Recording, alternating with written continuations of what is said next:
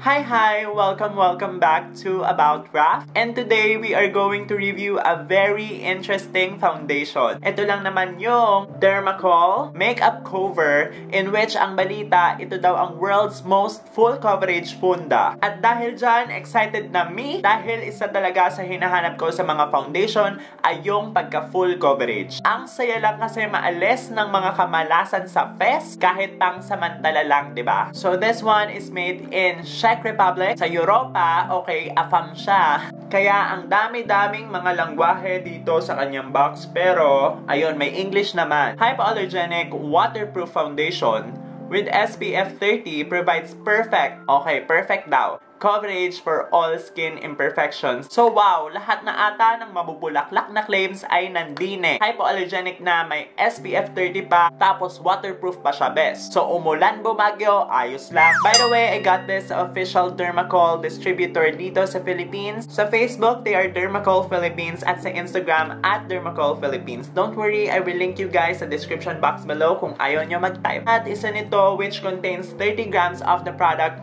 retails for 899 pesos. So guys, sa Facebook pala nila, they will provide a chart ng mga shades para hindi hassle sa pagpili. At itong shade ko ay number 218. Oh wow! So, by the way, yung 218, dun sa chart, medyo madilaw-dilaw siya. So, I hope tama yung shade na nakuha ko. Anyway guys, ang ganda ng kanyang packaging. A gold na tube na parang may mga shimmers or glitters. Tapos, para siyang yung lalagyan ng mga ointment na alam nyo yung pag naubos nyo yung dito, iro-roll nyo.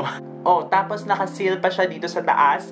And meron siyang pantusok dito. So, kung bubuksan natin, tutusukin natin siya. Tapos, included din sa box, meron na namang mga further information na kung ano-anong mga langwahe. Nagpa-promote lang sila ng ibang mga Dermacol products. Hindi lang pala makeup cover ang products ng Dermacol. Meron din sila mga makeup base. And speaking of makeup base, pag bumili ka ng isang ganito, makakakuha ka ng libreng sachet ng Dermacol Satin Makeup Base. Okay, so I guess for this review, dito sa right side ng aking face or sa left side ng iyong screen, gagamit ako ng makeup base. Dito naman sa right side ninyo, wala akong ilalagay dyan kundi ito lang. Tapos guys, dito sa left side nyo ulit, ang gagamitin ko ay beauty blender. Pero dito naman sa right side, gagamit ako ng sparse na buffing brush. So, ito muna, si makeup base muna ang ating bigyan ng review. Smoothing Satin Makeup Base fills and erases wrinkles and fine lines. So, clear na parang water gel type. So, dito ko siya ilalagay sa part na to, sa left side ng iyong mga screens. Tapos guys, wala siyang amoy at all. Oh, wow! Oh, ang sarap sa feeling. Alam nyo yung baby skin pore eraser ng Maybelline?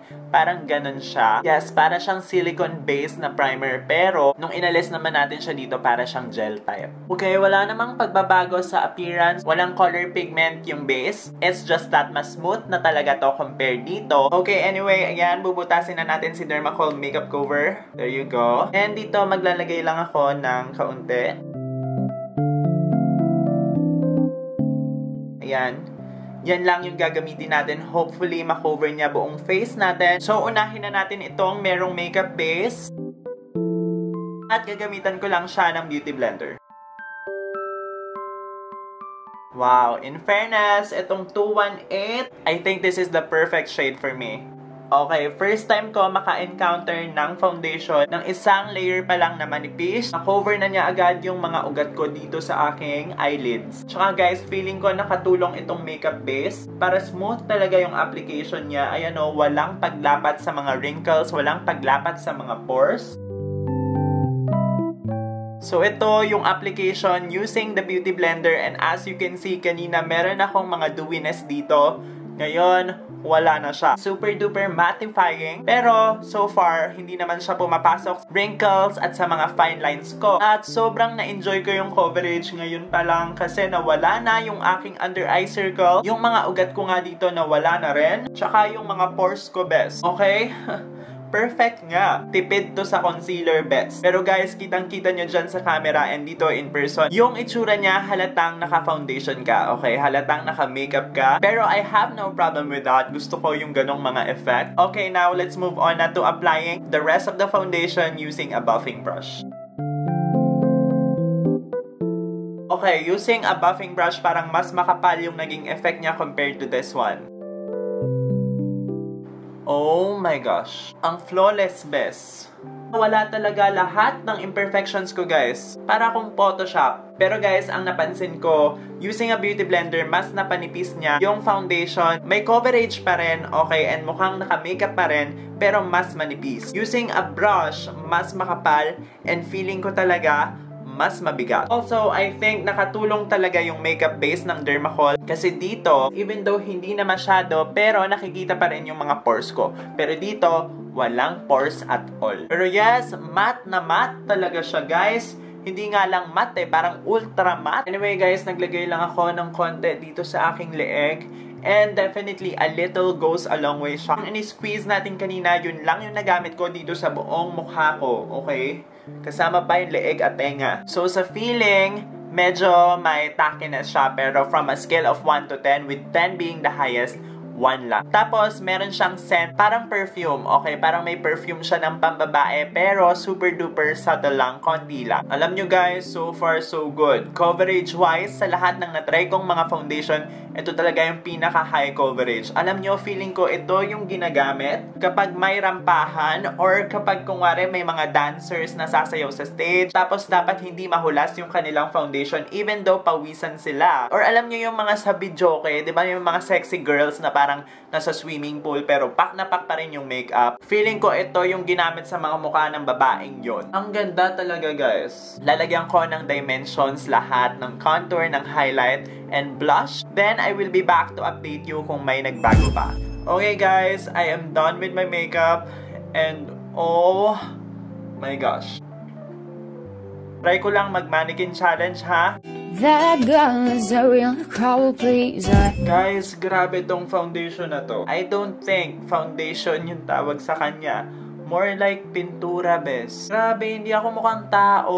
And guys, yung contour, yung blush, yung highlighter na ginamit ko, yung shimmer dyan, ang ganda ng pagkaka-apply nila over the foundation. Okay, hindi siya nag-react. Also guys, alam nyo yung tackiness, yung kalagkitan na naramdaman ko kanina na konti lang naman, hindi siya naalis. Okay, even after i-apply ko lahat ng makeup na to, meron pa rin kalagkitan na 1%.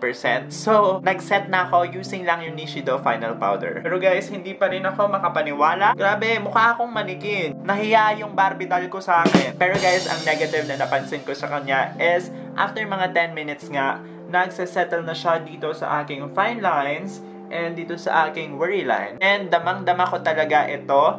Kapag gumamit ka ng brush, damang-dama mo na parang may suot ka, so medyo mabigat. Pero kapag beauty blender yung ginamit mo, okay lang, parang wala kang suot. So I suggest beauty blender na damp na lang yung gamitin nyo kasi even though parang wala kang suot, yung coverage pa rin niya is pack na pack. Pero ganun pa rin naman, maganda yung pagkakalapat nila sa pores. Although yun nga, kung meron kang wrinkles and fine lines, may tendency na magsiset siya doon. Okay guys, I will test this foundation out throughout the day. Right now, it is 10:31 in the morning. I will be back. Okay guys, medyo nakalimutan ko mag-update. Pasensya na kasi naglinis ako ng kwarto ko. Pero hindi naman ako pinawisan. Malamig yung panahon natin ngayon dito sa Las Piñas. Tapos guys, nakatulog ako. So time check, 5:21. So that is more or less 7 hours. Okay, I look flawless. Even though feeling ko shiny na ako, feeling ko peeling oily na ako. Pero yung itsura naman niya is okay pa.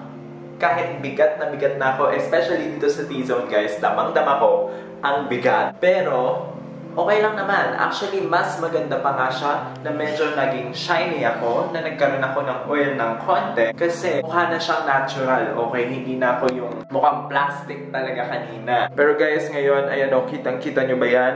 Ang kapal na ng pag-settle dito sa aking fine line. So, sa coverage, sa longevity, sa oil control, okay na okay siya so far. I mean, 7 hours na fresh pa ako. Nagpagod na ako at nakatulog na ako niyan, best. Ang problema ko lang sa kanya is medyo mabigat siya at nagsisettle nga siya doon sa mga fine lines and wrinkles. So, yun lang muna guys, and I will update you later. Hi! So, I'm back, and ito na. I will give my final update and my final verdict about this, the Dermacol Makeup Cover. 9:27, 11 hours na yung Dermacol foundation dito sa mukhang to, and check me out guys. Hindi ako nag-retouch, okay, except maybe sa lipstick. Nag-retouch ako ng lipstick, pero lipstick lang. And although hindi na ako mukhang manikin compared kanina, mukha naman akong tao nakanais-nais naman, diba? Okay, let's start muna sa mga positive features ng Dermacol Makeup Cover. Number 1 has to be the Ultra High Coverage Best, in which yun yung claim niya, yun yung bali-balita sa kanya, and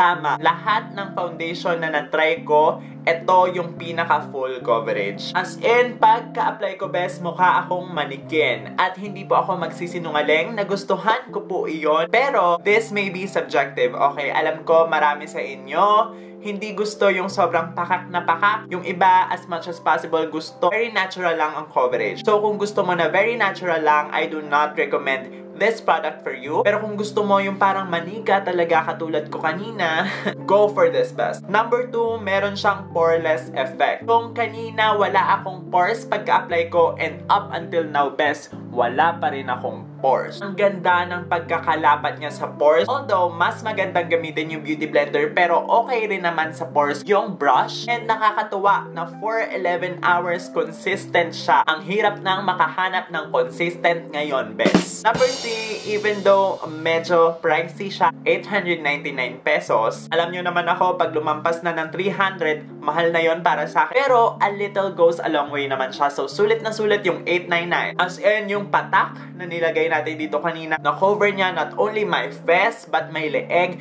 and ears as well. Number 4, oil control is super nice. After 6 hours, doon ko palang nadama na parang nag-oil up na ako. Pero yung itsura ko naman is actually okay lang, kasi musik-mura, be. In some angles, mas gusto ko nga na nag-oil up ako kasi at least hindi na ako mukhang peking tao. And like I said, hindi nagmukhang pangit yung oil ko. Although, iba yung itsura sa pakiramdam, which will lead us to the negative effects na naranasan ko from this Dermacol Makeup Cover. Number 1 negative is even though hindi ako mukhang oily, yung pakiramdam ko is hulas na, okay? Yun yung feeling ko. Kasi dama ko na may suot ako, especially this part kung saan ako gumamit ng brush, okay? After application, dama kong mabigat na siya. And now, na nag-oil up na ako, mas lalong mabigat sila. Pero guys, take note na hindi pa rin siya pangit, but sa feeling is dama ko na may suot ako. Number 2 is pumapasok sila sa fine lines and wrinkles. So if meron kang mga ganon, best, I do not recommend this foundation for you. The next negative is meron siyang white cast. Kanina after application, ang dami kong ang selfie, diba? And nag-take din ako ng merong flash.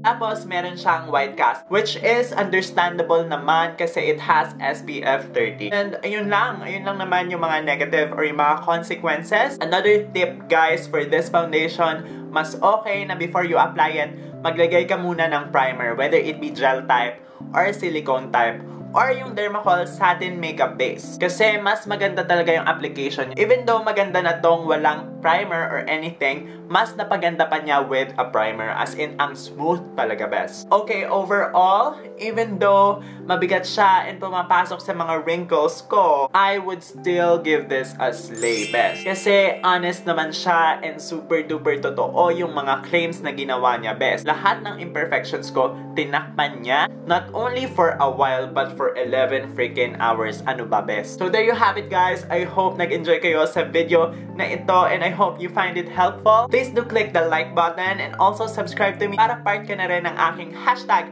RafSquad. Follow me also on my other social media accounts sa Instagram, sa Twitter, sa Snapchat. Ako po ay si @RafWantsYou. See you guys on my future videos. Mwah! The sky is all violet, and if I'm taking shotgun, let me ride it with you.